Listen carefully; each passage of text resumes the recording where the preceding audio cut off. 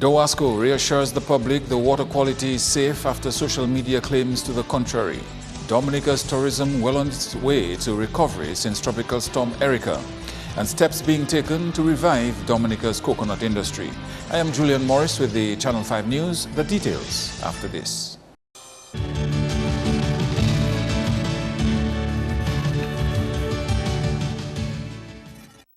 And health authorities have concluded that there is no water contamination, and according to Dowasco officials, a message circulating on social media about that is slanderous.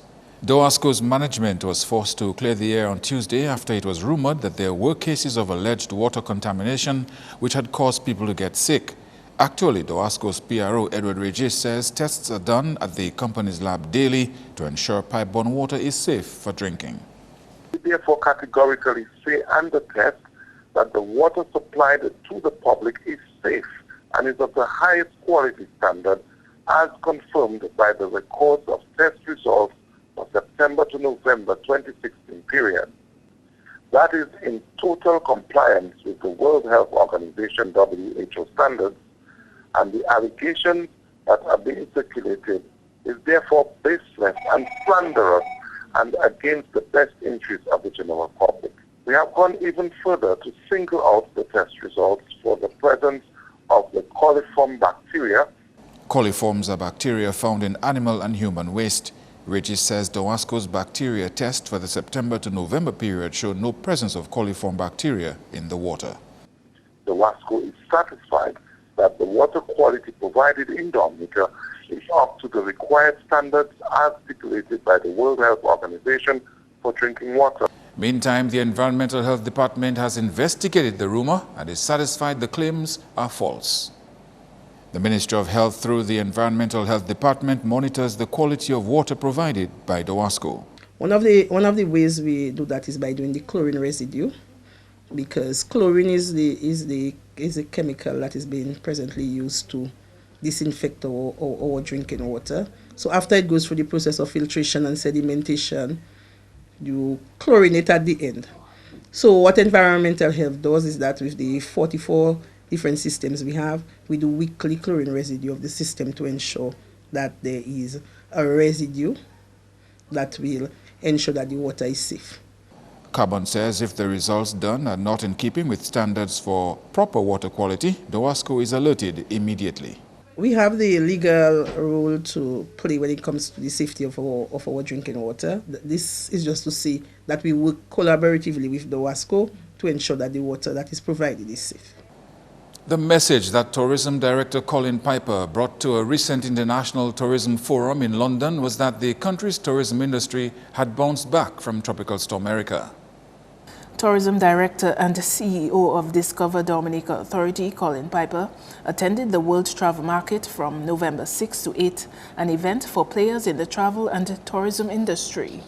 Piper explained in an interview at the World Travel Market that tourism authorities expect visitor arrivals in Dominica to grow later this year after an overall drop of 9.8% in arrivals for January to May 2016. I think we're bouncing back. I think time heals all wounds, and that Tropical Storm Erica being now a year plus removed, the uncertainty that was in the marketplace about whether Dominica is ready to host visitors is starting to subside. Some of the marketing that we've been doing in terms of the truth in advertising as it relates to the PR that went out after Tropical Storm Erica, and some of the promotions that have come about as a result of the Seeking Adventures campaign is starting to bear fruit. So we're starting to see more and more people coming in. When you have a natural disaster, your visitor arrivals can be impacted by up to 30% over the next 2 to 3 years. And we're proactively trying to buck that trend. Dominica had recorded the worst performance among the 5 Caribbean destinations, reporting data in arrivals for the first 5 months of this year. The impact of Tropical Storm Erica was partly to blame for this decline. So what we've been doing essentially is just focusing on the source markets where access is available. There's no point in advertising where people will have problems coming into the island. So we're looking at the major source markets of the US, of the UK, metropolitan France with twin centering with Guadeloupe and Martinique. We definitely expect to have a better fourth quarter this year than we did last for obvious reasons. And we're looking forward to this fourth quarter kick-starting the high season and moving us into the first quarter next year. Dominica's agriculture sector is taking steps to revive the once vibrant coconut industry. This as the Caribbean Agriculture Development and Research Institute, CARDI, recently held a two-day workshop under the Coconut Industry Development Project. So the project itself straddles 4 different components. It looks at access to finance, it looks at good agricultural practices in terms of production. It also looks at some risk aspects in terms of integrated pest management and finance risk. However, we're here on this particular workshop looking at group development and developing business competency. So we're looking to strengthen groups, or hopefully where they don't exist, get people to come together as a group, as a cluster, as well as strengthen their core business competencies so that they're able to see the coconut industry as one that is viable and profitable and one that they could get into. The project management specialist notes that there has been an increasing demand for coconut products and countries in the region must position themselves to take advantage of these opportunities. The coconut industry is one that has seen marked development through the years. There's an increase in demand almost by 200%. Coconut itself is a commodity regarded as a superfood. Coconuts used to be a big thing a long time ago. However, because of some negative publicity, the vegetable oil industry took over. However, the whole bringing back of coconuts and regarding it as a superfood and the health and nutrition benefits behind it is now coming to the fore.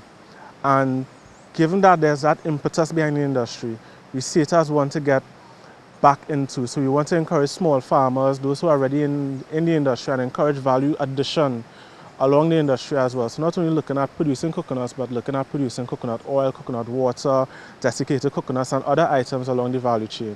Alvarez says the way forward for the coconut industry will ensure no wastage of plant parts, which in turn will lead to greater income generation. We encourage the whole nut approach or the whole tree approach. Basically, nothing from the coconut could be wasted. All of it could be incorporated into some viable type of economic means. So when you talk about wastage, nothing should be wasted. The whole tree could be used. You could use the trunk for lumber. The husk from the coconut could be processed into fiber, so you have floor mats or floor coverings. You also have activated carbon, which could come from the shells. So it's encouraging persons to actually be innovative, think outside of the box, and not only focus on traditional commodities such as coconut oil, but go into niche markets. So there's that environmental push that we're also looking at as well. The European Union is funding this project with International Trade Center as the implementing agency. And speaking of revitalizing the coconut industry, government has revealed that discussions are underway with a potential investor for the Dominica Coconut Products, DCP. Here's Andrea Louis with more. In November 2015, Colgate-Palmolive, manufacturer of soaps, detergents, and dental hygiene products, announced the closure of the DCP plant, making 94 employees redundant. Also in November last year, Prime Minister Skerrit said that the government had put forth a proposal to Colgate-Palmolive for the acquisition of the property at DCP. Just last week, Prime Minister Skerrit made public that discussions were underway with a local investor for the acquisition of the DCP plant. So, as you know, the government had shown an interest in purchasing Colgate-Palmolive, DCP. But because there was a local investor who was interested, we have given that local investor priority negotiating with the owners of Colgate-Palmolive. And that local investor is interested in manufacturing soaps. And I have said to the local investor that the government will provide you a concessionary loan from our CBI funds to acquire Colgate-Palmolive on the condition that you're going to be manufacturing soaps. You see, because there are multiplier benefits to the economy if we were to restart the soaps. The manufacturing of soap is key for whoever purchases the DCP plant, as government remains concerned of the environmental impact such manufacturing equipment may have on the country. Colgate-Palmolive will have an issue, environmental issue as far as the government is concerned, that if you're not going to manufacture soaps, the question is, how are you going to dispose of the machinery, because, you know, an island state like Dominica, you have this machinery sitting there, can become an environmental concern. But if you're going to continue, if you're going to sell to somebody who's going to manufacture soaps, then majority of the equipment there would continue to be utilized. Are we prepared to engage any local investor who has an investment proposal and who believes that if government partners with him or her or them, it can happen, then we're prepared to engage you. Please come to see me. DCP had been in operations in Dominica for several decades and had become a household name in the country. Andrea Louis, Channel 5 News. You're watching Channel 5 News. Coming up, an expected drop in funding for the Jeff Small Grants Program.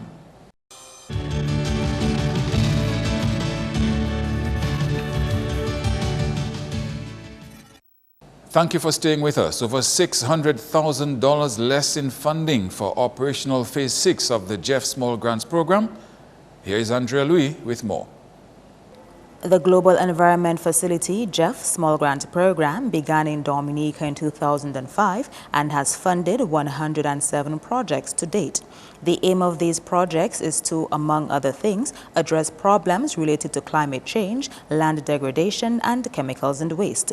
The Small Grants Program operates on a 4-year program cycle, and the National Coordinator of the Jeff SGP says operational Phase 5 has been successful thus far, with over $3 million EC dollars having been approved for projects.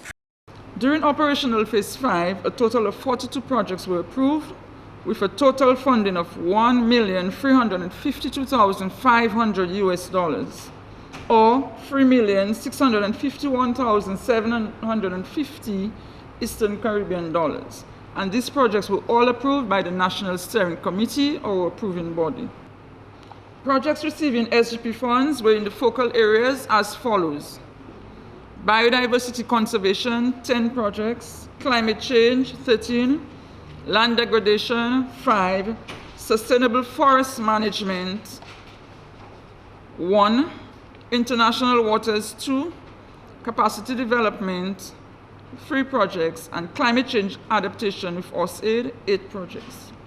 Despite the positive impact of Jeff SGP on the economic landscape of Dominica, chairperson of the Jeff SGP National Steering Committee revealed that there has been a notable decline in the money approved for projects for operational Phase 6.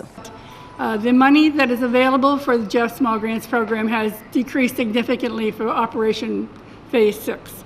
It's only $400,000 US dollars, which may sound like a lot, but when you start to divide that among 40 projects, which was done in the past, you realize that that's not going to stretch very far.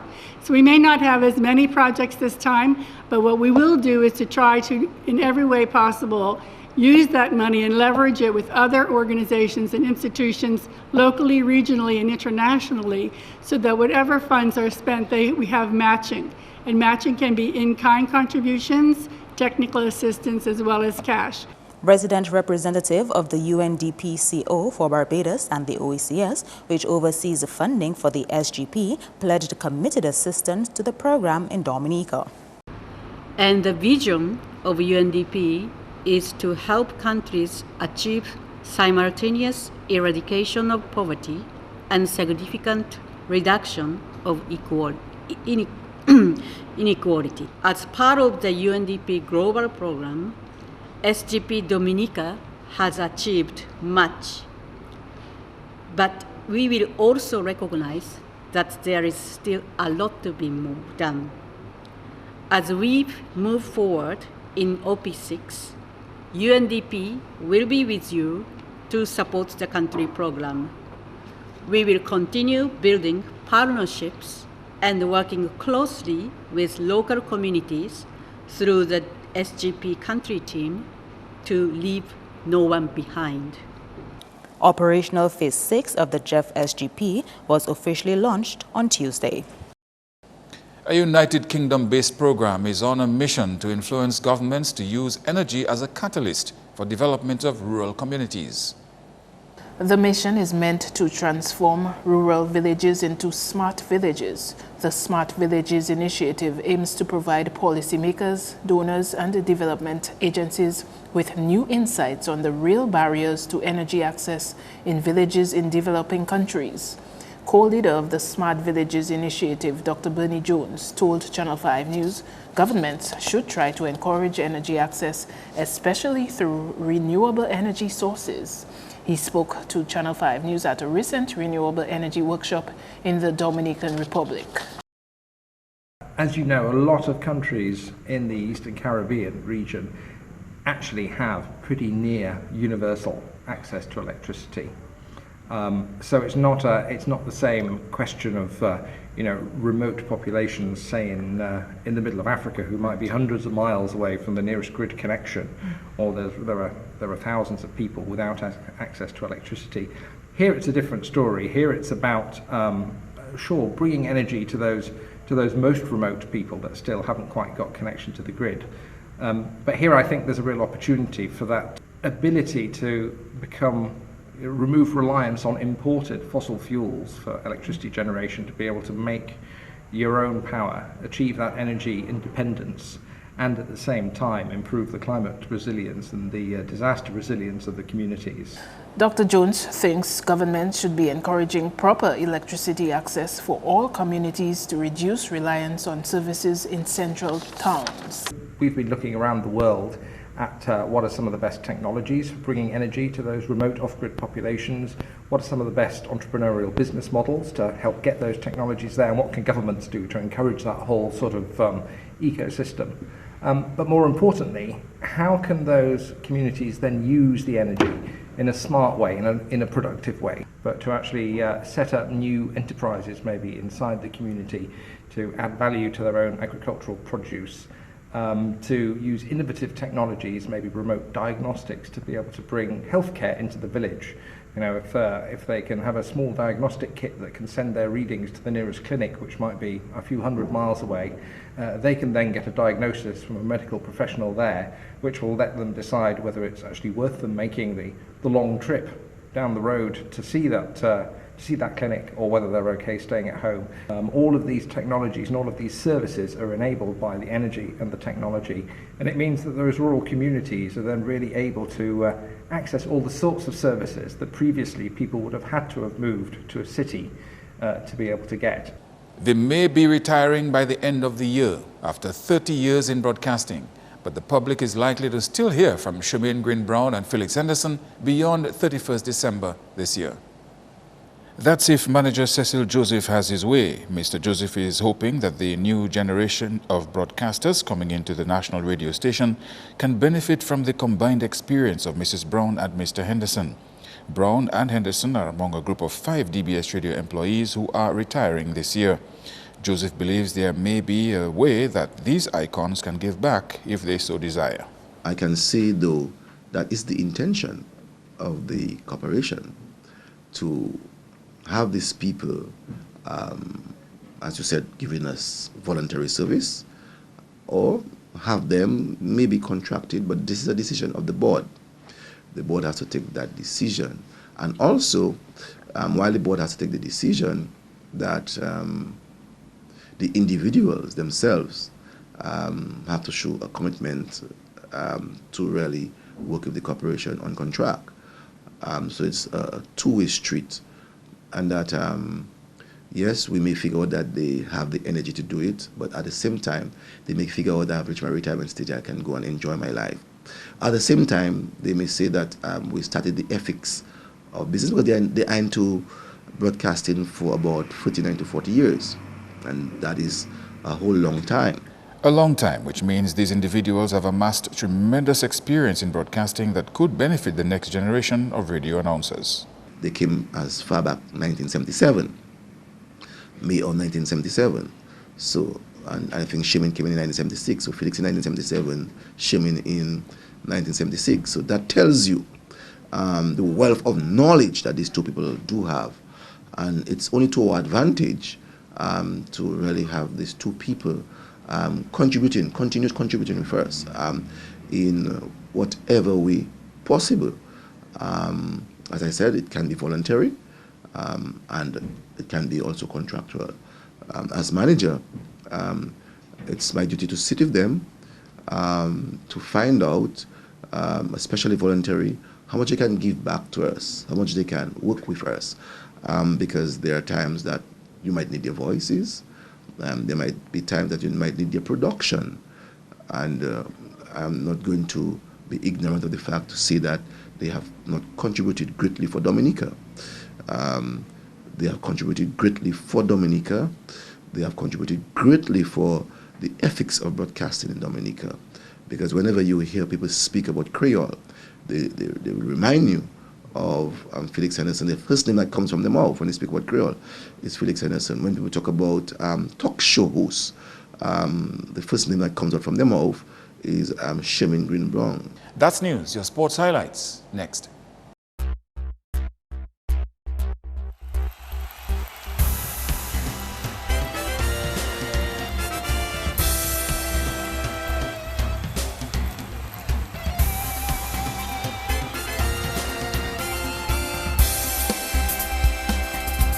Kicking off with football, South Fair defeated the Southeast Under-17 by 2-1 in the Confident Yourself White City Grand Four Football League over the weekend.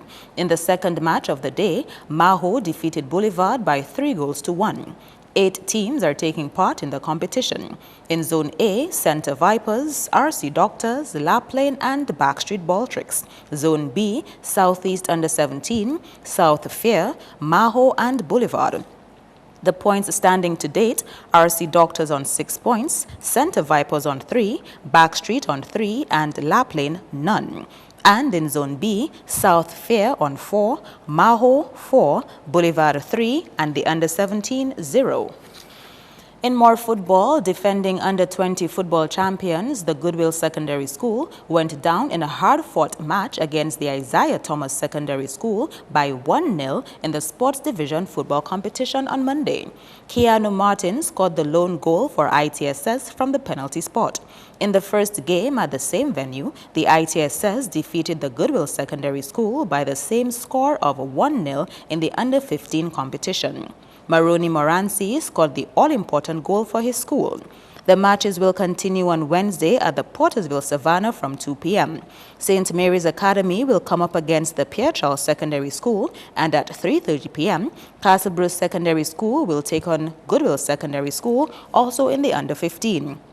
At 3 p.m. in Dubla, ITSS will come up against DGS in the Under-20 category.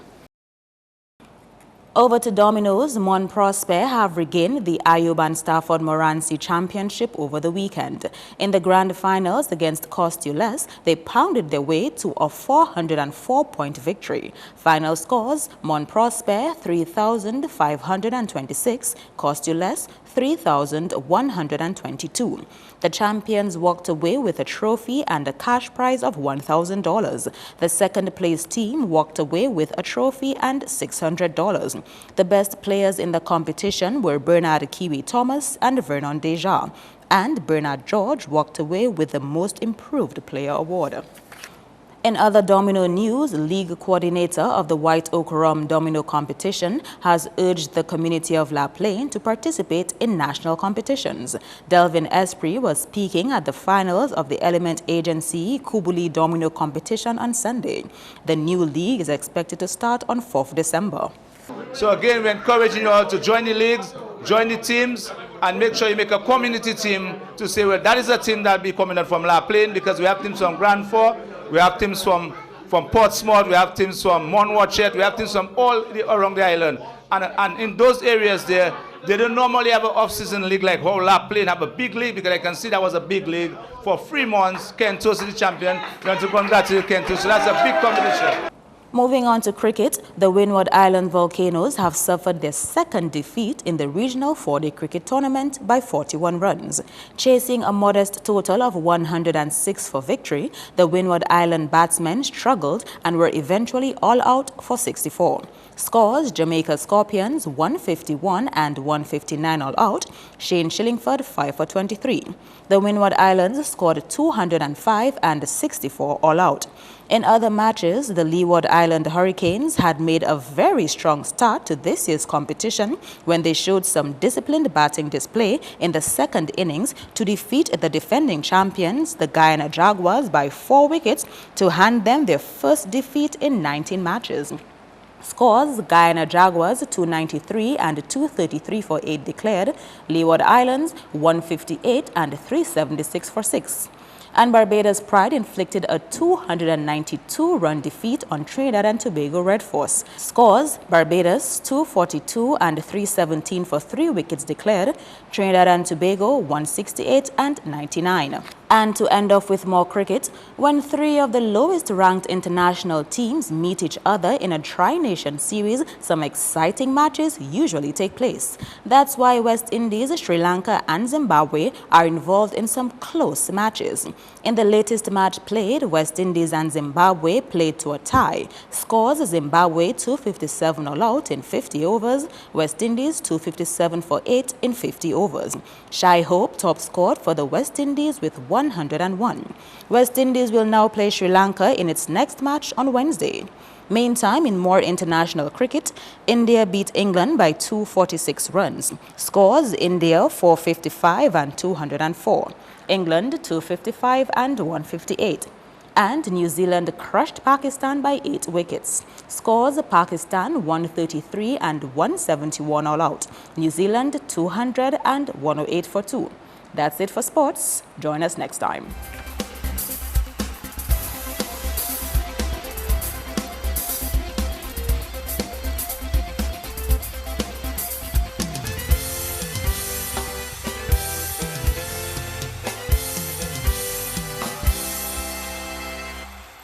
Your weather forecast is next. Hello, good evening. Welcome to tonight's weather broadcast. I will be your presenter for this evening, Farah Rock Korea. Well, today, weak and stable conditions was a dominant feature across Dominica and the rest of the Lesser Antilles, which resulted in generally cloudy skies, not only over Dominica, but also the rest of the islands of the Lesser Antilles, and produced some scattered showers across the windwards. The weather tonight is expected to be mostly cloudy with some scattered showers and possible thunderstorms, and similar conditions will continue into tomorrow. Mostly cloudy skies with scattered showers and possible isolated thunderstorms. Therefore, persons in vulnerable areas, that is areas prone to flooding, landslides and falling rocks, you are asked to exercise caution. Let's take a look now at the marine forecast. Sea conditions will be moderate. Waves are expected to peak up to 7 feet.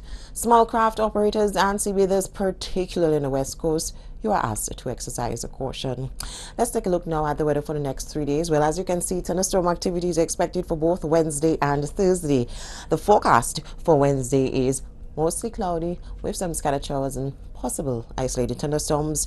On Thursday, partly cloudy to cloudy, possible isolated thunderstorms.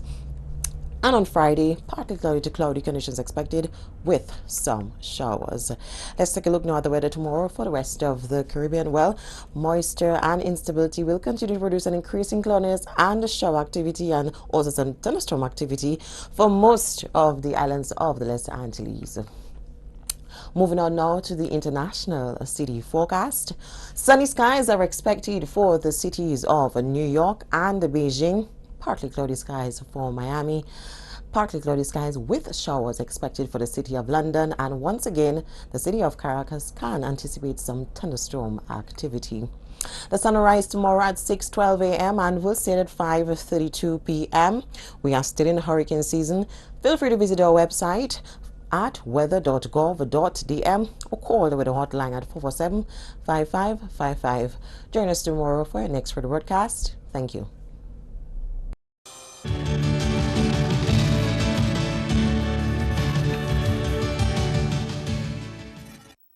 To end the news, the headlines again. Dowasco reassures the public the water quality is safe after social media claims to the contrary. Dominica's tourism well on its way to recovery since Tropical Storm Erica. And steps being taken to revive Dominica's coconut industry.